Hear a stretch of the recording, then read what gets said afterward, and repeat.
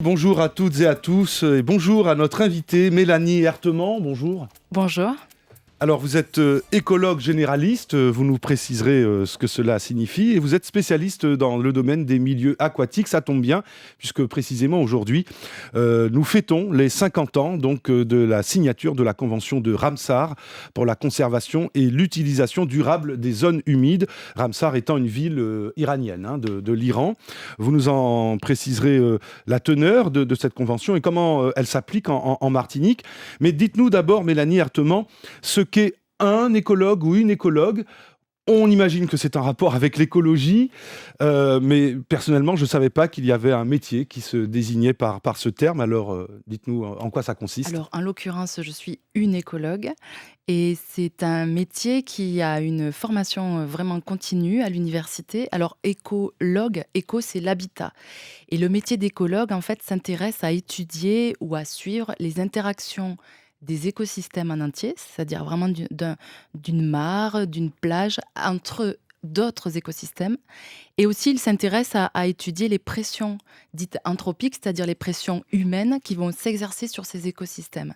La différence entre un écologue, par exemple, et un biologiste, c'est que le biologiste s'intéresse à un individu, tandis qu'un écologue va s'intéresser à un écosystème composé d'individus, animal, végétal, microbiologique, etc. Mm. Donc ça a Alors, une échelle plus... on l'a dit, vous êtes spécialiste dans ce domaine justement des milieux aquatiques, puisque vous occupez, et donc... on va le dire quand même, c'est assez pointu, donc vous êtes habilité et tout à fait légitime à venir nous parler de cette convention de Ramsar, puisque vous avez une thèse de doctorat en écologie et ingénierie écologique, et également un DEA recherche spécialité écosystème et anthropisation, c'est ce que vous venez de nous expliquer. Entre autres, le CV est très long, donc voilà. Mélanie Ertemann, vous travaillez aussi avec un organisme, une association peut-être, je ne sais pas, vous nous précisez ce que c'est, Nature et Développement, ici, en Oui, Martinique. c'est un cabinet que j'ai fondé il y a maintenant presque 5 ans et qui, en fait, travaille auprès d'autres partenaires, enfin, ou pour d'autres partenaires, ou pour les services de l'État, les collectivités locales, puisqu'en fait, maintenant, ça fait plus de 11 années que je travaille dans la Caraïbe sur les écosystèmes, donc zones humides, mangroves, milieux aquatiques.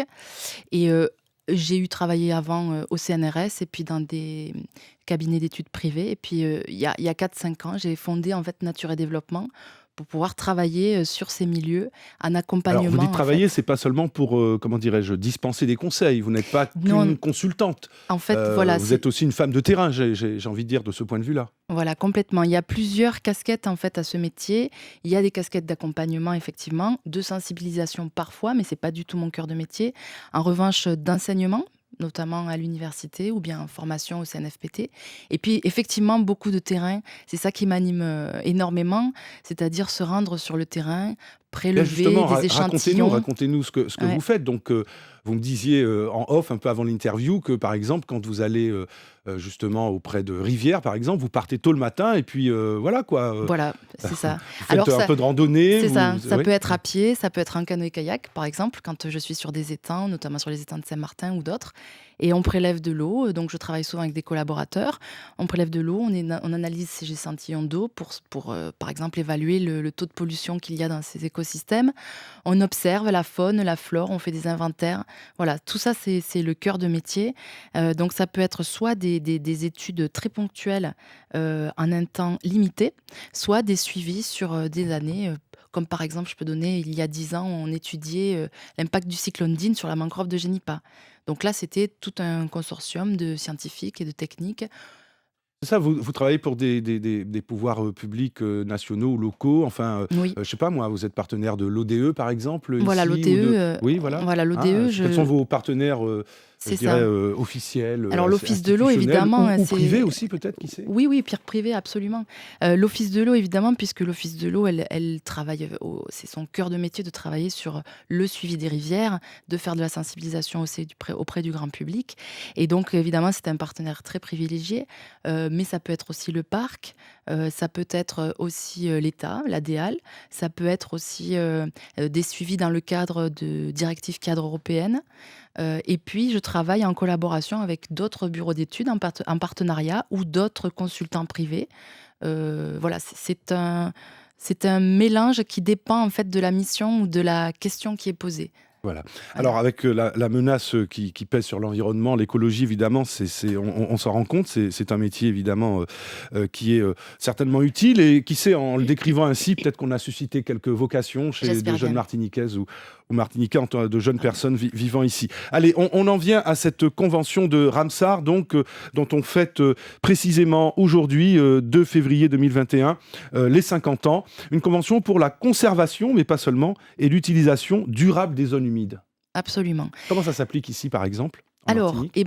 c'est vrai que cette convention Ramsar, elle concerne 171 pays. C'est important de recadrer un peu Oui, bien qu'est-ce sûr, que ça bien veut sûr. dire. Oui, C'est un c'est une traité, convention internationale. voilà, Voilà, c'est international. Et ça représente près de 2500 sites, un petit peu moins de 2500 sites à travers le monde. Et si je rezoome, en France, on en a 50. Et ici, en Martinique, on a la chance d'avoir un site Ramsar qui est l'étang des Salines. Et l'étang des Salines, pourquoi il a été choisi pour représenter, pour être labellisé Ramsar, c'est parce que d'abord il a une diversité d'habitats justement, mangroves, vasières, cordons sableux, étangs anneaux. Tout ça, ça fait des compartiments différents dans lesquels peuvent se développer une biodiversité très importante, d'une part. D'autre part, il a un patrimoine historique très important. Hein, c'était un étang dans lequel on prélevait le sel, donc jusqu'à peu près Mhm. la Seconde Guerre mondiale, donc une valeur patrimoniale. Troisièmement, c'est un étang qui est complètement représentatif d'écosystèmes caribéens. Les étangs, on en trouve comme ça à Saint-Martin, on en trouve dans d'autres îles. Et donc c'est pour ça que c'était intéressant de le mettre en avant. Alors il est labellisé depuis 2008 et c'est le Conservatoire du littoral qui sont d'ailleurs des partenaires que j'ai pas cités tout à l'heure, mais effectivement qui sont propriétaires de cet étang et une partie aussi du littoral Avec est à l'ONF, je l'ONF. crois aussi. Voilà. L'ONF, c'est ça. Mais Alors, là, cet étang des Salines, donc, oui. qui est labellisé Ramsar, comme Mhm. vous le dites, en 2021, où en est-on? Est-ce qu'il a une menace particulière? Est-ce Alors qu'il oui, il y a faut plusieurs. s'en préoccuper vraiment, voilà, ou... C'est comme la plupart des zones humides. Alors celui-là est assez bien protégé au niveau du foncier, donc il ne craint pas, on va dire, le grignotage comme d'autres zones humides Oui, derrière c'est une mangroves ou zone de protégée? comblement. Voilà, c'est une zone qui est quand même assez, voilà, qui est fixée. En revanche, il y a une pression avec des pollutions diffuses qu'on ne voit pas forcément. Écoulement, par exemple, des champs agricoles qui sont tout autour sur les bassins versants. Euh, on a eu aussi, on sait que cette zone a été utilisée dans le temps pour déverser des déchets. Donc, il y a des traces encore de polluants qui sont présents dans le site. Donc, ça va être de l'ordre de la pollution plus diffuse dans l'eau, des polluants Oui, chimiques qui se voit qui peut-être se même voient pas pas, forcément comme mais ça qui à vue impactent. d'œil, mais qu'il faut aller chercher, analyser Voilà. précisément. Donc, on a parlé de l'étang des Salines. Vous avez fait aussi beaucoup d'études, hein, d'analyses d'autres zones humides, d'autres milieux aquatiques en Martinique, hein. Donc, notamment, on parlait du littoral. Bon, et on pense aux mangroves, Bien sûr. évidemment, mais Ouais. il y a les rivières, Bon. d'autres petits étangs. Et puis, alors, précisément, dites-nous Alors c'est ça, la par rapport Martinique, à elle ça. a vraiment cette chance d'avoir un territoire très très varié, magnifique.